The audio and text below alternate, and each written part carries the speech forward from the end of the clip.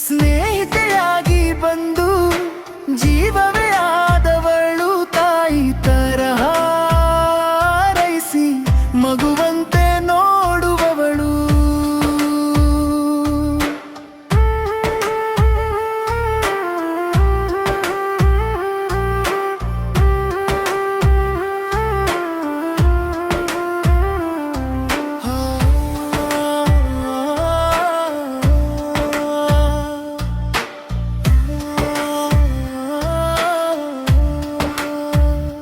ಜನ್ಮ ಜನ್ಮಕ್ಕೂ ಹೀಗೆ ಇರಲಿ ನಮ್ಮ ಪಯಣ, ನೀ ಸಿಕ್ಕ ಮೇಲೆ ಬದಲಾಯಿತು ನನ್ನ ಜೀವನ.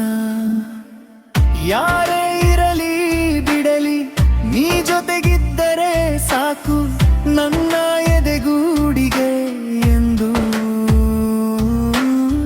ನೀನೇ ರಾಜಕುಮಾರಿ ಬೇಕು.